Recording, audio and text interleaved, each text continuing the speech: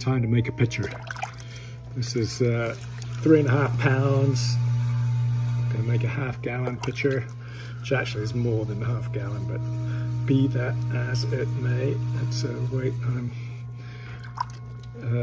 comfortable with, familiar with, and we'll see how it goes.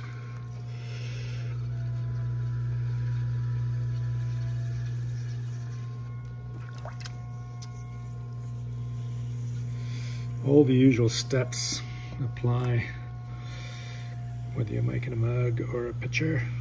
Just got to get it spinning absolutely true.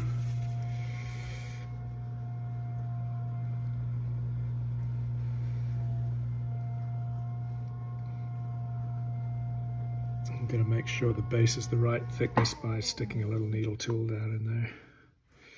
Oh, I can go down a little bit further.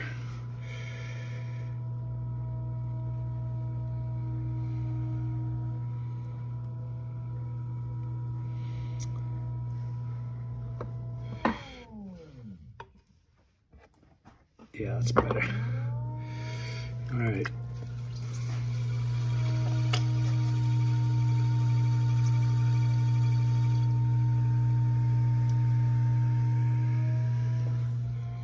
So I'm just clawing up that little stubby cone.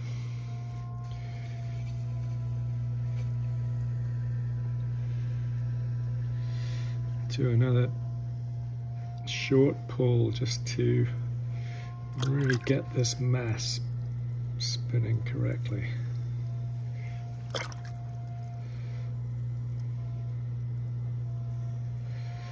Applying pressure slowly, not abruptly, just nice and steady.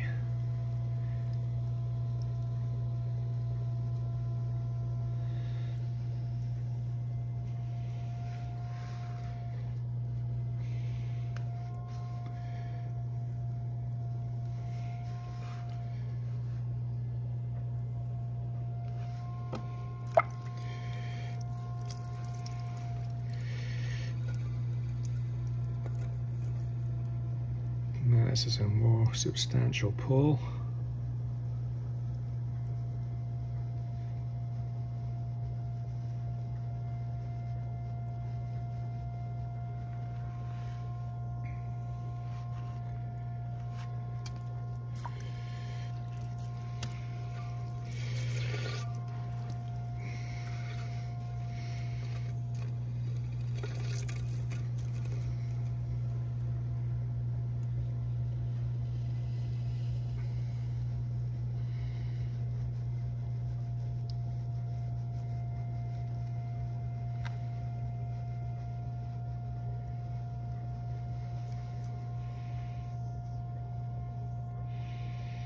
So that's got quite a lot of height.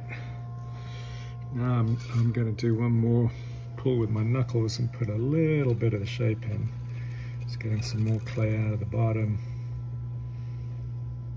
You're gently guiding the clay out. And sort of coloring it in a little bit. Up at the top where the neck's going to be.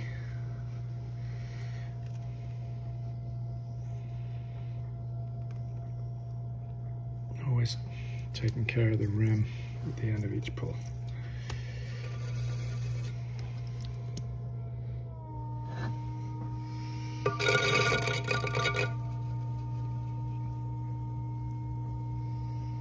It's got to go gently all the way up. I'm thinning and widening as I go. I'm pulling quite hard at this point. It seems a little thicker up here than sometimes.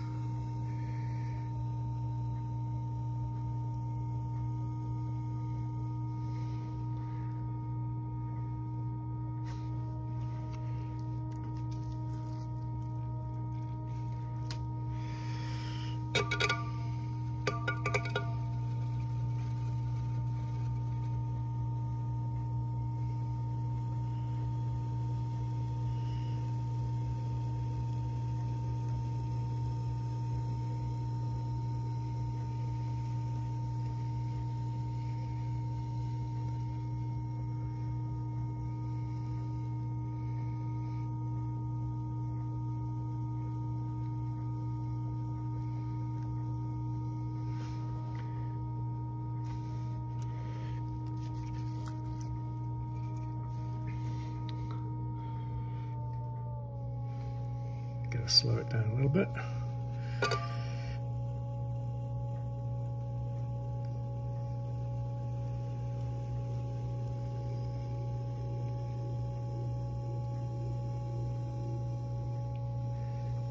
I'm still thinning it, particularly over the top of the belly here, the overbelly. Just keep picking the wall up. Just making sure I don't torque the neck too severely, because that'll cause the rest of the pot below to start buckling. You don't want that.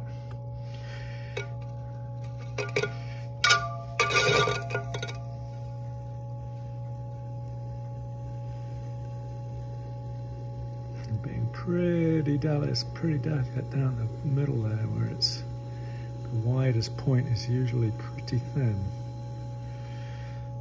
You got to make sure you got enough thickness in the neck, the wall of the neck, just to allow you to thin it out a little bit without it buckling right in this section here.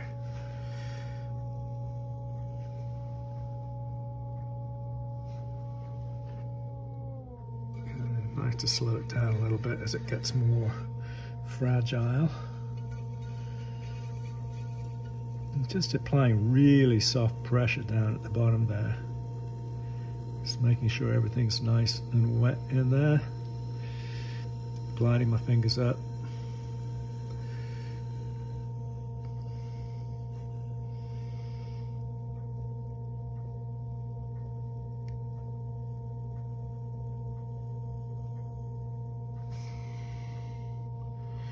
Always leave a little thickness at the rim, which is obviously one of the most vulnerable parts of the pitcher when you're using it.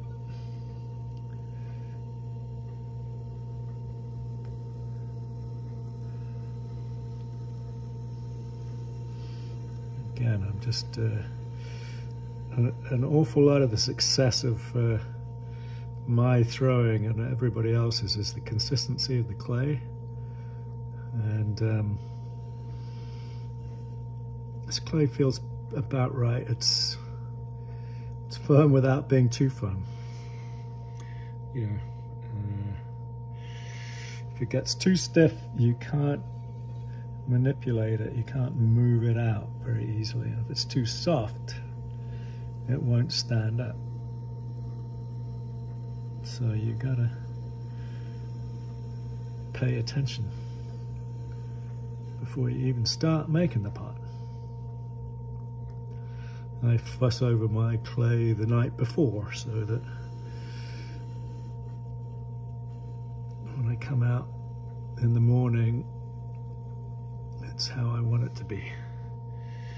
So that's getting there. I'm going to sponge out all the water, particularly from the belly down. I'll still be able to add another shaping pull or two, even with what's little left on the wall.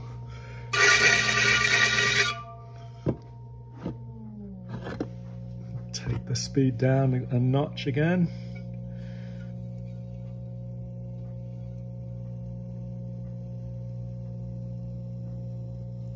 So seeing the shape in your mind's eye, knowing what the curves have got to be at a particular point.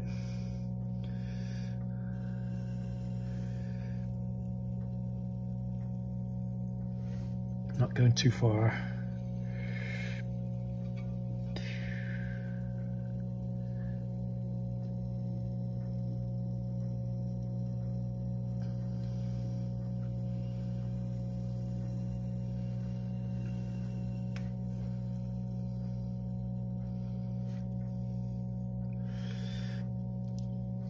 That's getting there.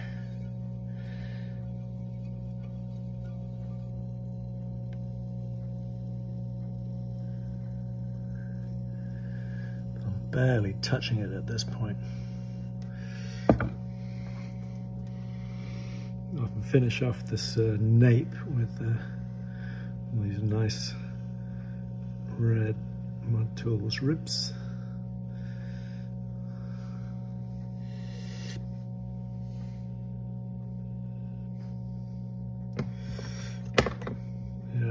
habit of putting one of these marking lines in there just to separate the rim from the rest of the neck from the rest of the body. It just seems to set the shape off nicely.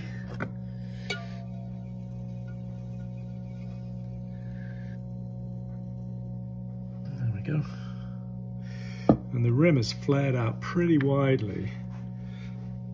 I'll just notice a little bit more water in there, so I'm going to sponge that out. Wire it off. And you won't really be, I'll do it on the side here, putting my spout in. Basically, I just put my two fingers, my thumb and my forefinger, around the rim and just hold my index finger on the other hand and squeeze it all together and make that beautiful little neck. And if you got the clay right and you've made the pot right, you can pick it up without having thrown it on a bat. And that's pretty nice and light, but I've made another one. So thanks for watching. I'm going to do it again.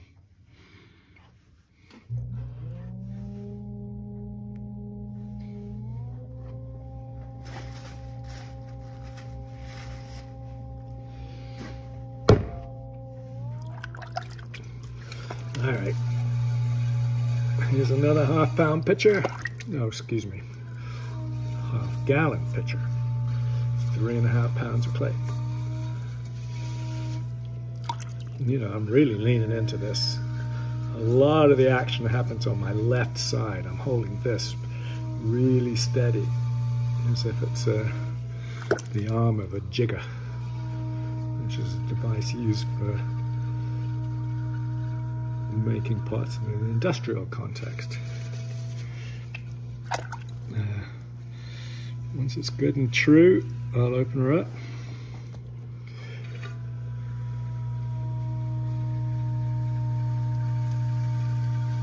Make sure the base is the right thickness, and I've compressed it quite forcefully, just to make sure it doesn't split during drying and firing. Check the thickness. It's about right.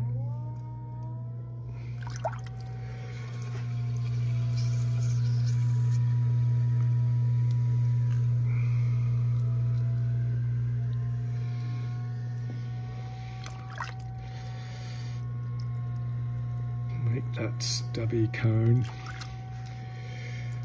Make sure it's really spinning true. Knuckle up again to get some of the bulk out without trying to force it too quickly up into a tall shape. We've got plenty of time to get the clay out of the bottom.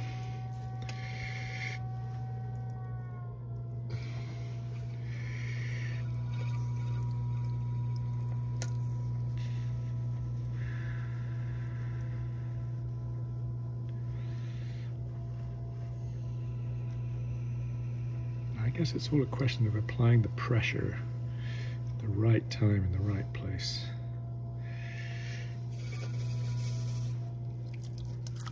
And having clay that's the right consistency.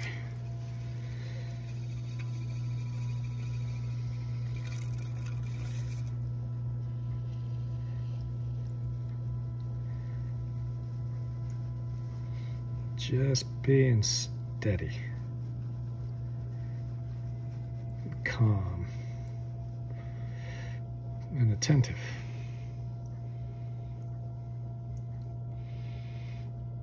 And practiced. Can't do this first time.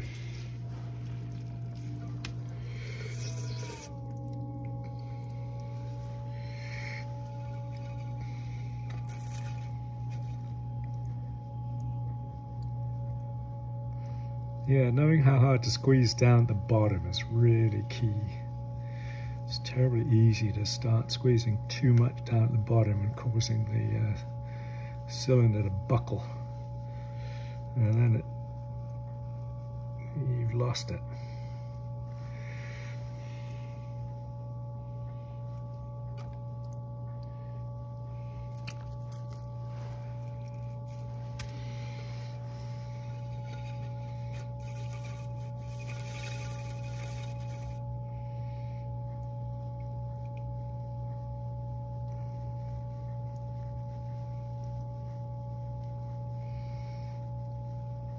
Put a fair bit of pressure up here when I get close to the neck.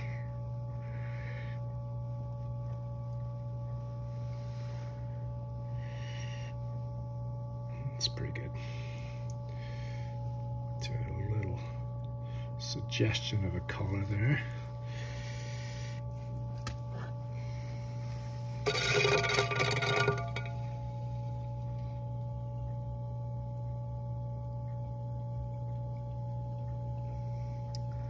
Pushing out fairly steadily with my middle and index fingers on the inside,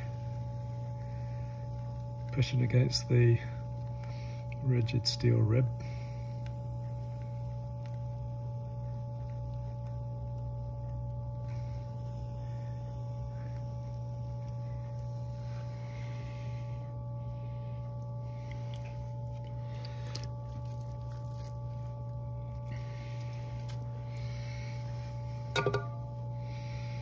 Got to be very careful down at the bottom.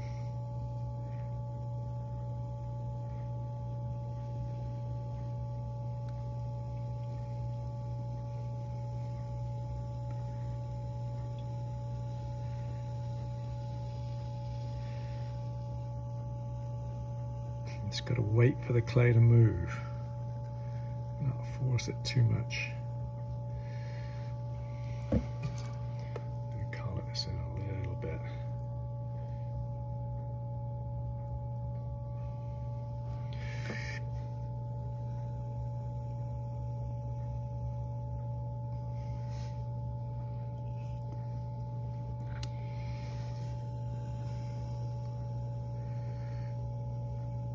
I'm going to try and get this neck a little thinner now rather than later. Otherwise it's more likely to buckle down below. Always leaving that a little extra thickness at the top, the rim.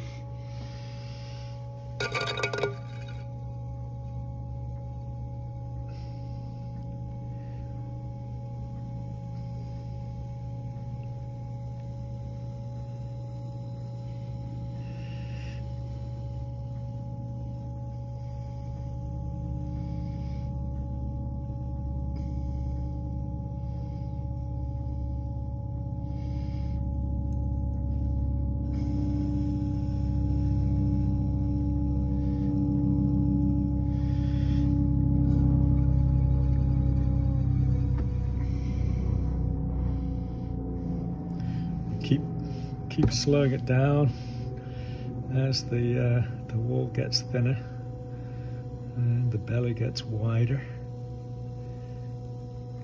But I'm still picking the shape up, I'm thinning this shoulder quite a bit here, making sure not to make it too thin around the nape, the narrow point.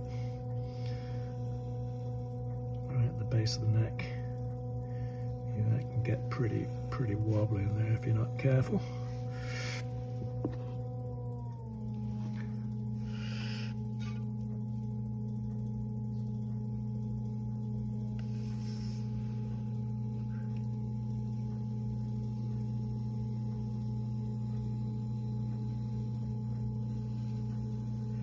Gotta have a soft touch.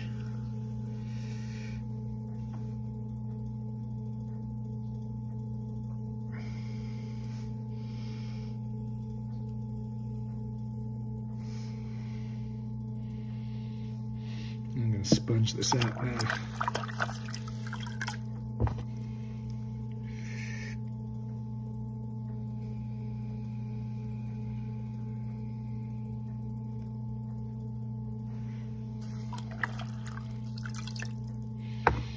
Gotta be very careful.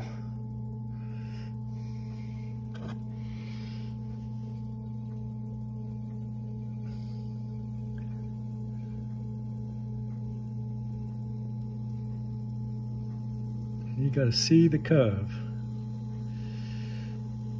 know where you want it to go.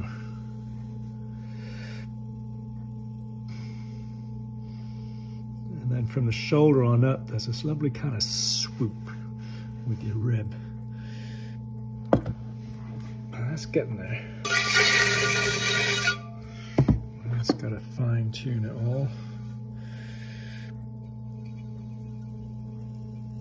Tease it out just a little bit more plump.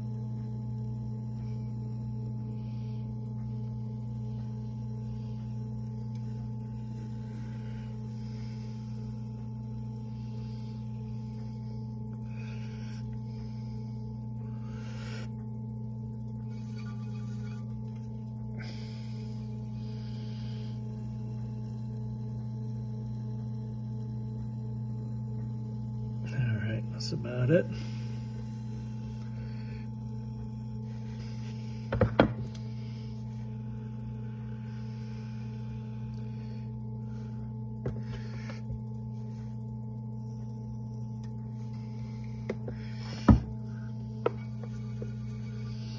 Wire it off. And if you got the right clay and you made it right, you can pick it up without throwing it on a bat. You know, you obviously can't do that with a bowl. And we'll put the spout in, place my index finger, and wrap my thumb and index finger on the other hand around it, and then pick it up carefully.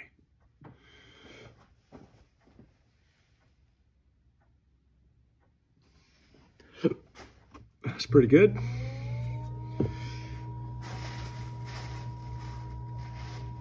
Time to make another.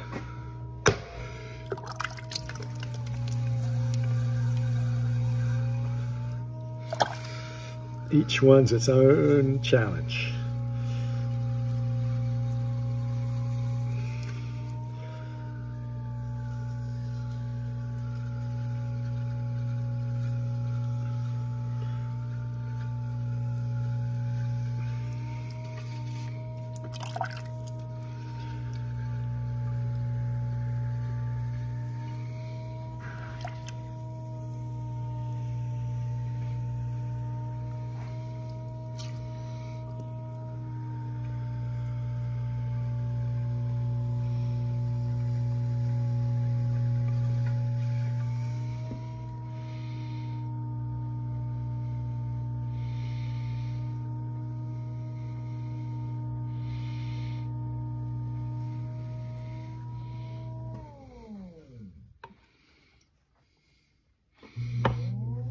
That's pretty good. All right.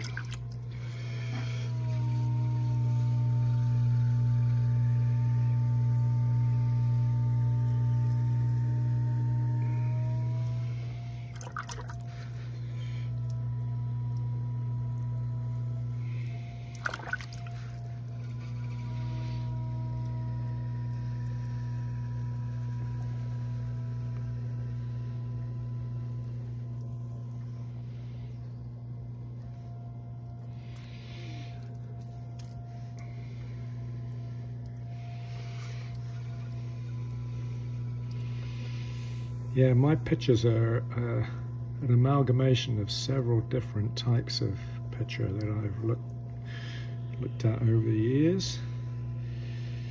One being the pictures from North Devon in England, particularly those from Fremington.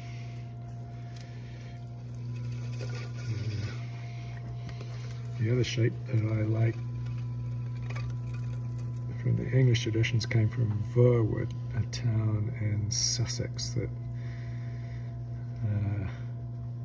had a pottery for a long time, no longer does. And then coming to the American South, there's yet another type of picture. Sort of splice elements of all three of those together. Really, if I had to make only one pot for the rest of my life, one type of pot for the rest of life. Maybe a toss up between these 3.5 pound pitchers and big fat barrel mugs. I really like making those. In fact, they're very similar in shape.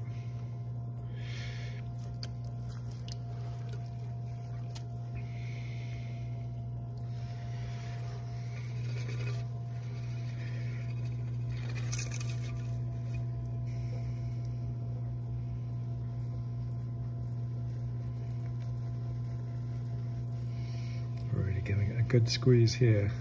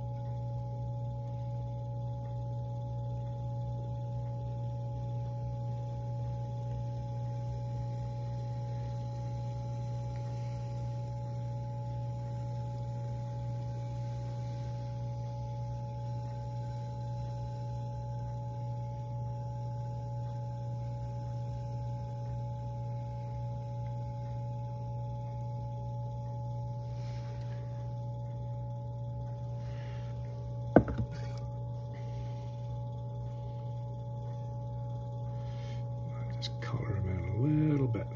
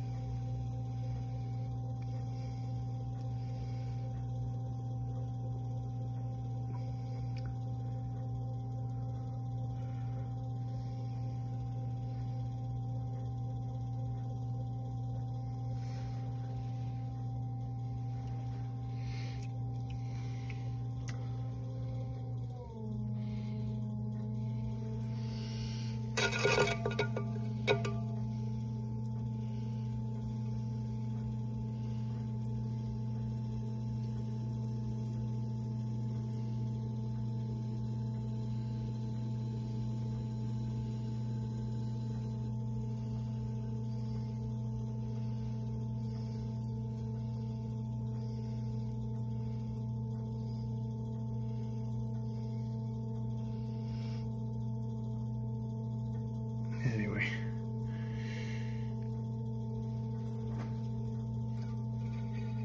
just find myself mesmerized by this process, making these generous shapes,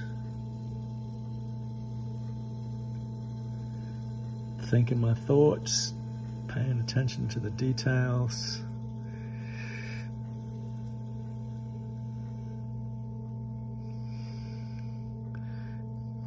Trying to make something beautiful.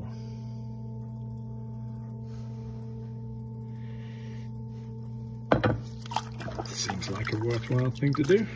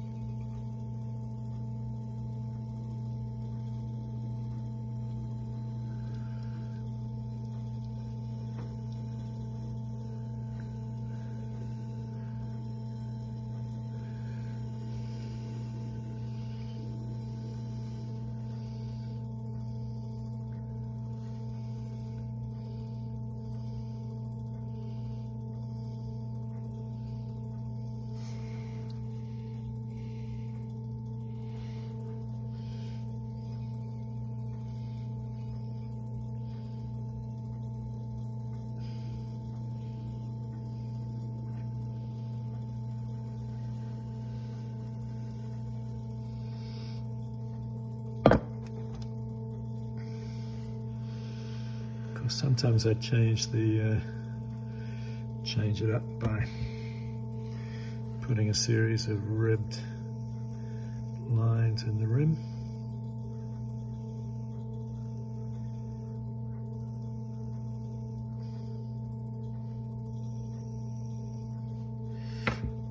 It's kind of fun to do.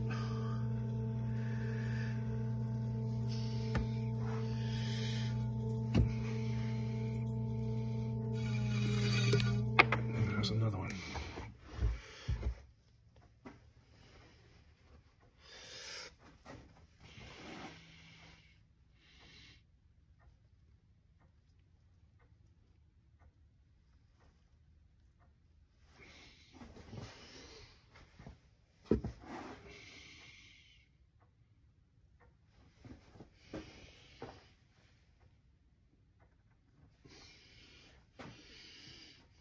I always have a little afternoon treat.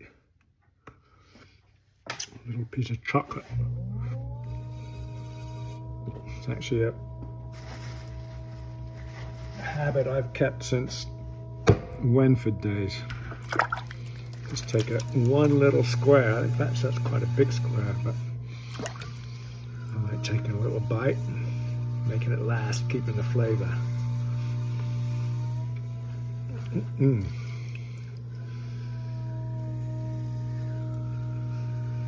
Put it in the roof of your mouth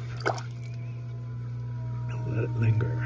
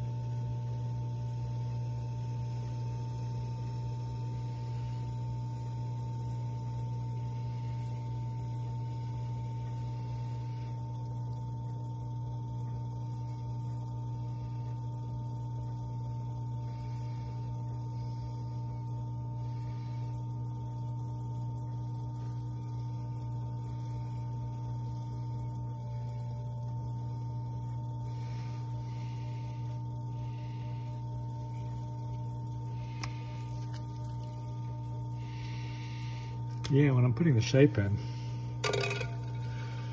I'm just trying to find one of the millions of shapes, millions of curves between the foot and the widest point of the belly,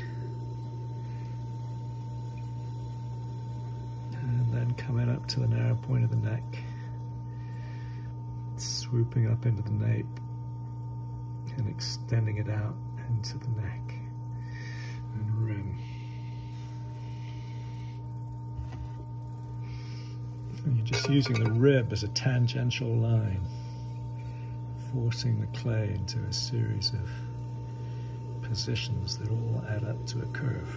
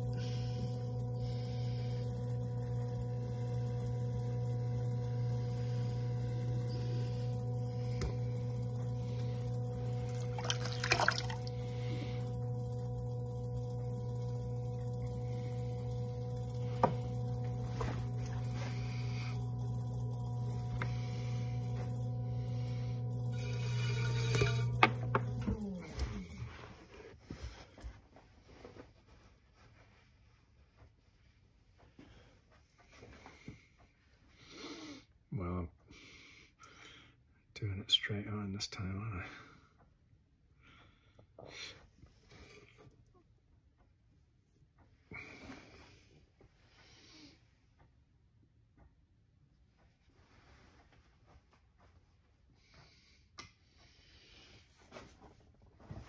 There you go. There's that group of pictures. Pretty decent. I'll leave one gap at the end so that it'll fit into my wear rack nicely. Anyway, that's making pictures for you. Hope you've enjoyed it.